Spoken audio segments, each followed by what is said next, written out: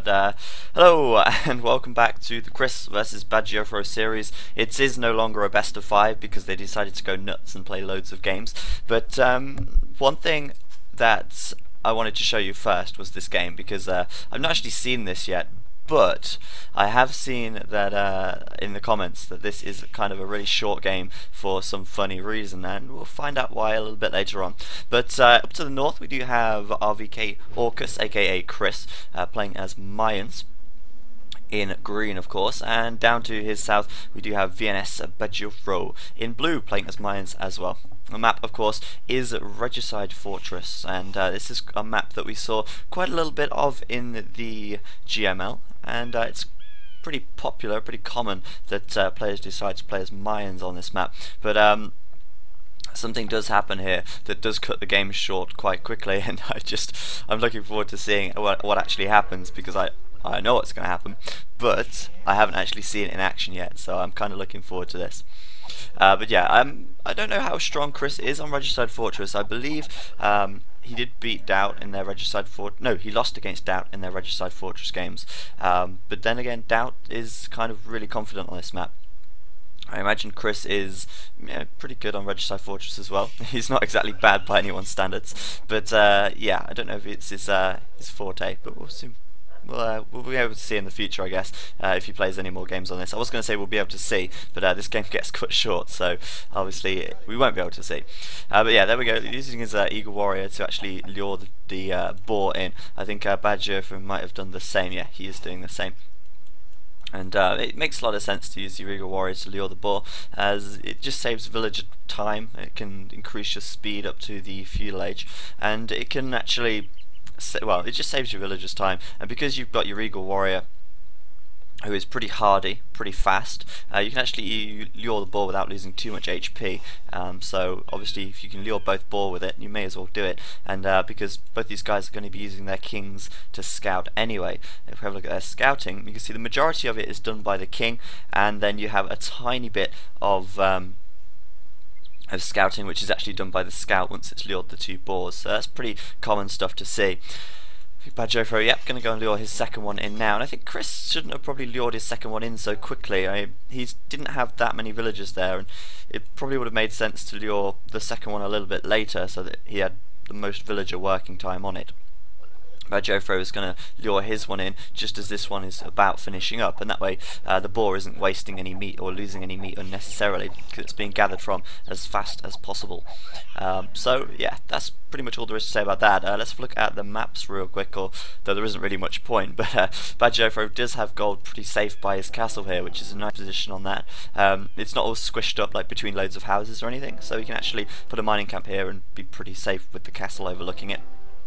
Stone at the back as well, which is nice, because obviously stone positions are quite important when you're playing mines, as it is pretty important to get out castles and plumed archers once you get the chance to, a bit later on in the game.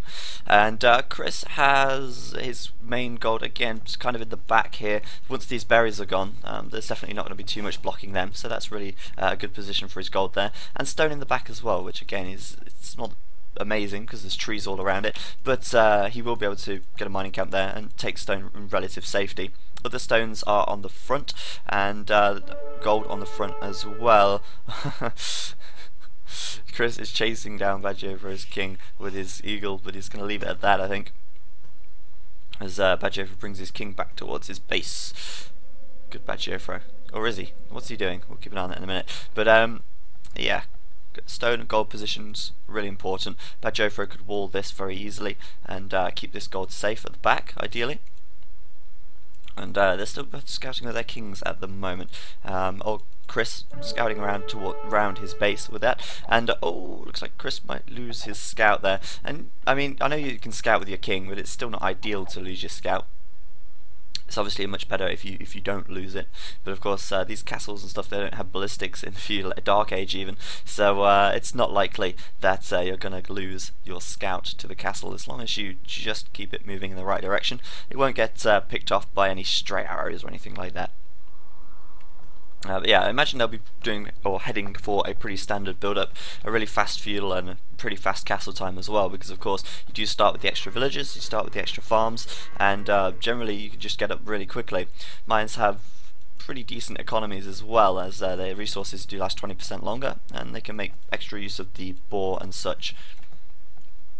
So yeah, let's speed things up a little bit. And in Regicide Fortress, especially Mine Wars, you don't really see too much action until you get into Imperial Age. I mean, players tend to make a few plumed archers in the Castle Age just to try and get a little bit of map control, but they'd never really put too much pressure on until they actually reach Imperial.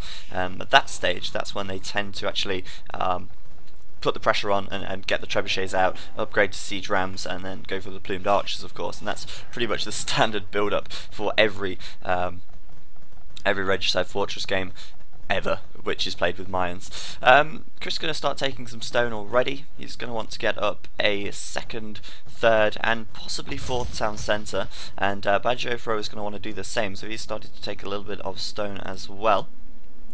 And a lot of players sometimes actually don't go, oh, whoa, whoa, whoa, what's bacgioifro doing here?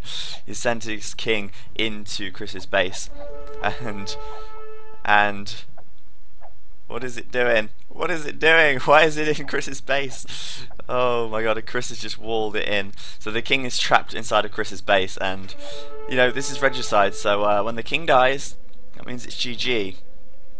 It's got 15 health left, make that 11, and remember the king can't attack, it's just a fat man running around, and oh, bacgioifro is defeated. And I wanted to show you this game because I knew the king died, I didn't know exactly how. I can't believe he walked it straight into Chris's base, but of course in regicide when you lose the king, that's when you lose the game. And oh dear, bacgioifro, I don't think he meant to do that, but it just happens to the best of us, and I just wanted to show you this game because A, it was in their set of games, and B, it really does happen to the best of players. They always make little mistakes sometimes, and little cock-ups like that. So bacgioifro lost his king, and Chris goes 4-0 in their series. But yeah, I just wanted to show you that game because of that. I thought it was pretty damn